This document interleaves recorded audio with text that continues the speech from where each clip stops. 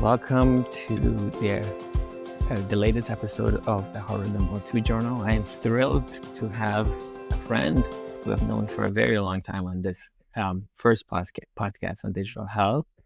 How long has it been that we worked together? It's been 10, 15 years almost? Yeah, 2015, I think. So a little more than 10 years.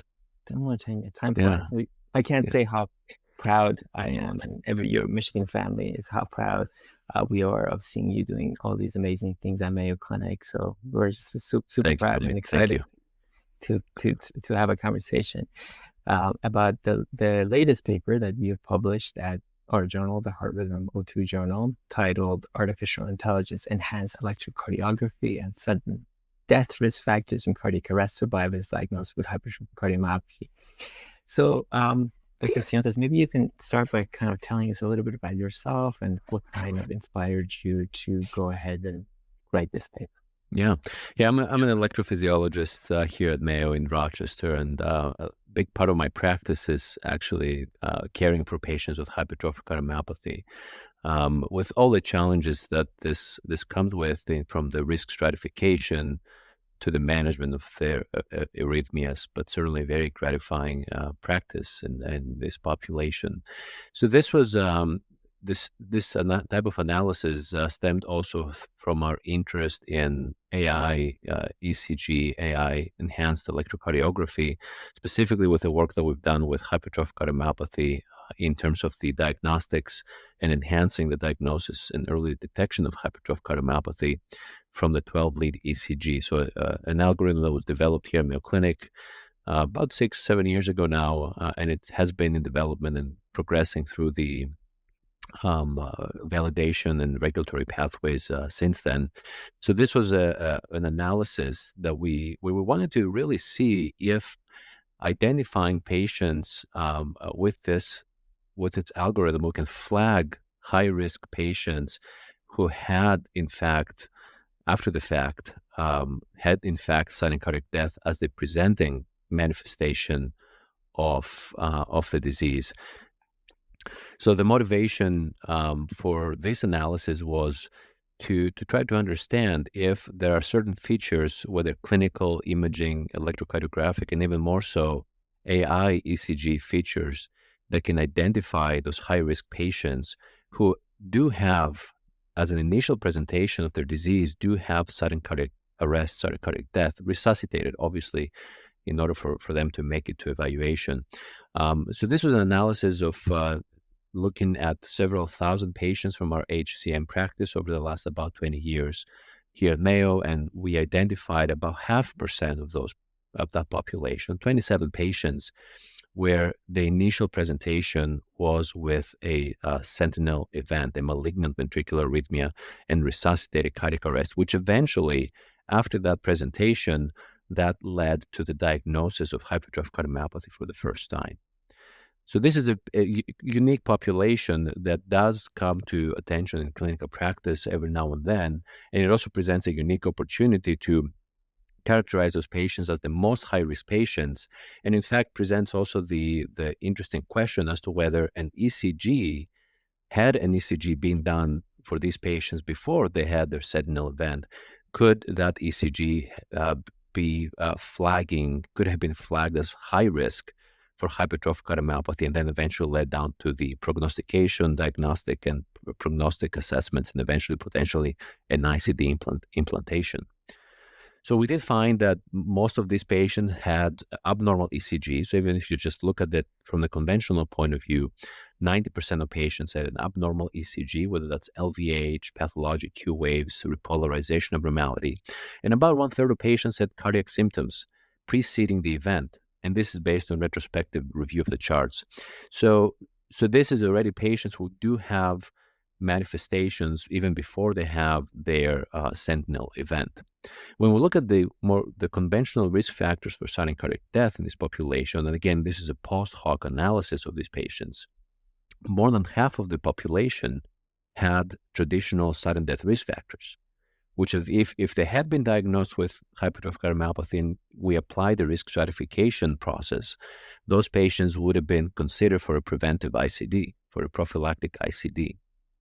Now, to the AI ECG component, which I think is particularly interesting, when we looked at an ECG that was done at least 30 days after the presenting event, so patient gets resuscitated, they go through the initial hospitalization, and they recalibrate back to the baseline state.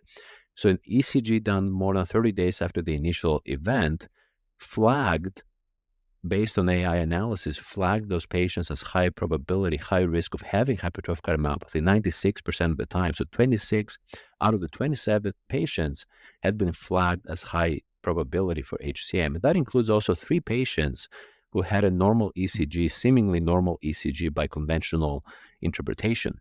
But the AI algorithm did in fact flag also those 3 patients as having high probability of HCM.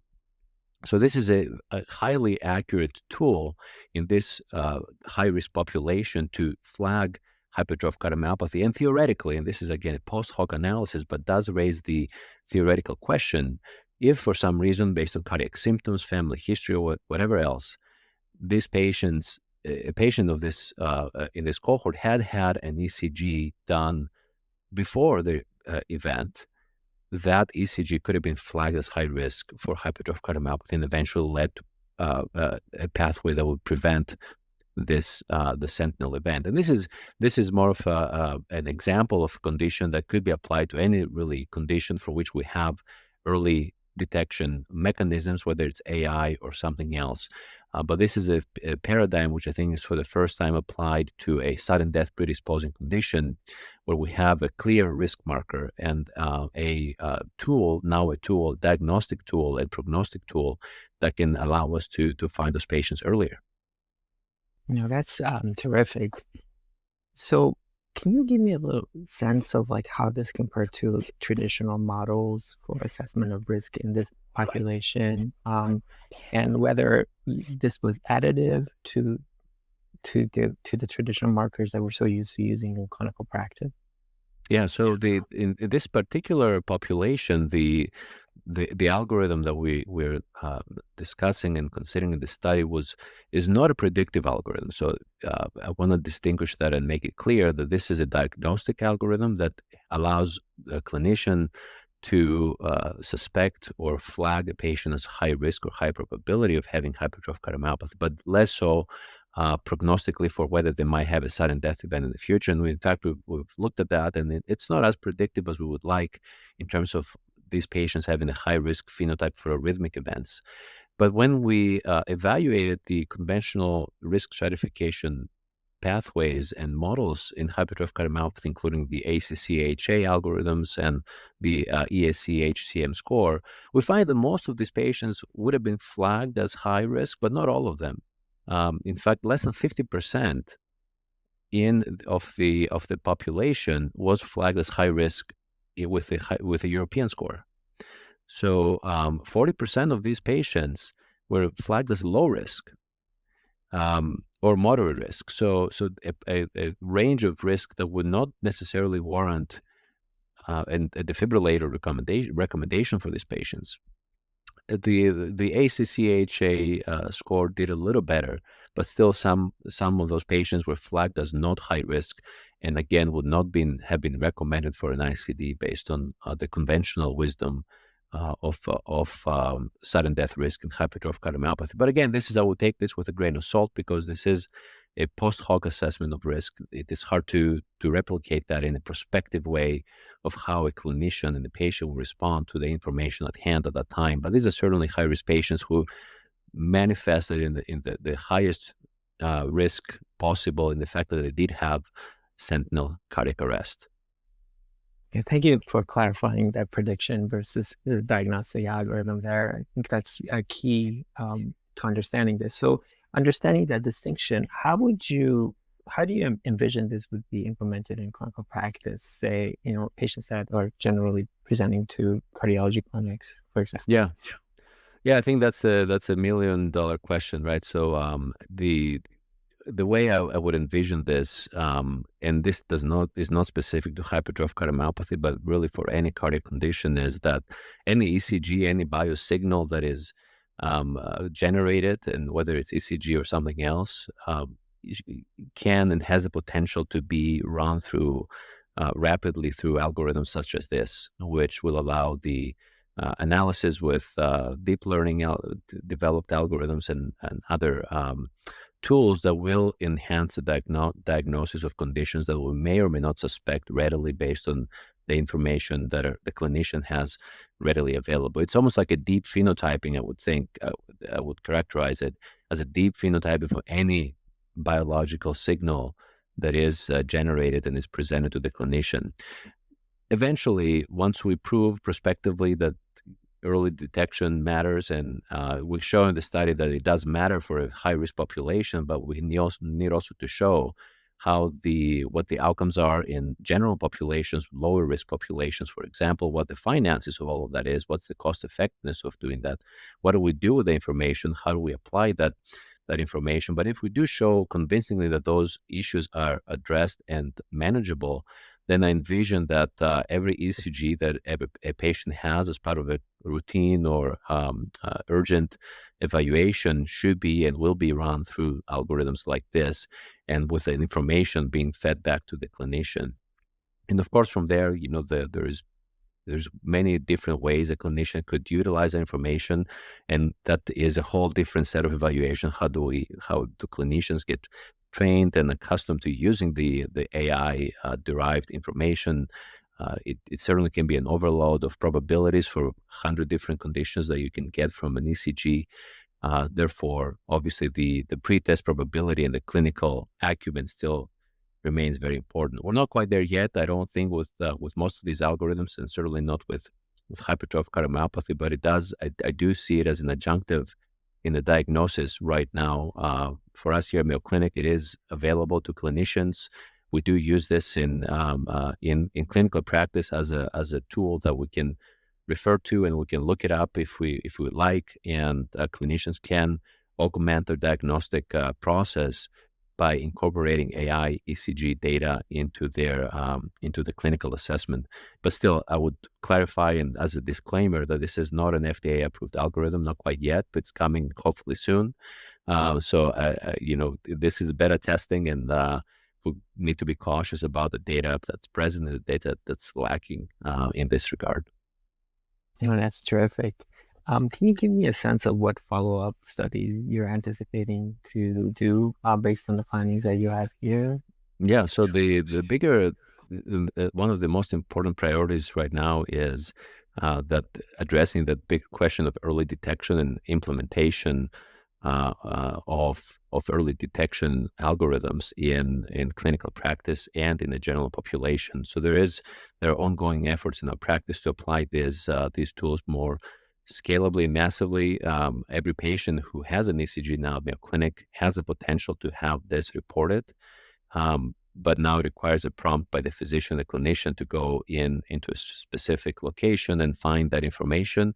But it is this can be done prospectively or retrospectively. We assess now how many of these patients who come through our practice do have a high risk for HCM, even if they didn't have a diagnosis of hypertrophic cardiomyopathy before, and what's the natural history of a high risk probability for hypertrophic cardiomyopathy, whether the clinician knows about it or they don't know about it. What happens to those patients? Do they eventually get diagnosed or not? The other priority is a community-based screening with tools that can be a little more scalable than the 12-lead ECG. And now these algorithms are being adapted to other form factors like 6-lead ECGs, single-lead tracings, with very good performance, thankfully, because that is the only way forward that I see that will make this a scalable intervention in the general population. The question we get all the time is about high school athlete, college athlete screening for things like hypertrophic cardiomyopathy, and it's a highly controversial topic and very complex topic when it comes to ECG screening for athletes, which is with significant differences between Europe and the US. I think that if this evolves into something more scalable that can be done quickly out in the community, obviously with high accuracy, but also with a way to reconcile findings, especially positive findings, quickly. So things that could be adjunctively used, like an AI-guided echo or an echo interpretation using also AI on the spot with a handheld device, and point-of-care ultrasound or point-of-care echocardiography with AI assistance. I think pairing those two, AI ECG with AI echo, both at the point of care, will be the only way to scale this and make this into something that's meaningful. Again, of course, if we show that the outcome data is there, that the cost effectiveness analysis makes sense. But currently, I don't think we're quite there yet, because the 12-lead ECG is cumbersome.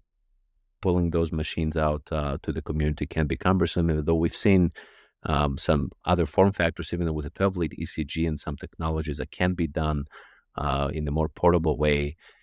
The echocardiogram is still evolving. I think the ECG was a little earlier. It's a little further out down in the evolution path for how this can be scaled. But as soon as the echocardiogram follows, I think we'll have a very interesting and a highly potent tool in our hands for community screening for hypertrophic cardiomyopathy and many other conditions.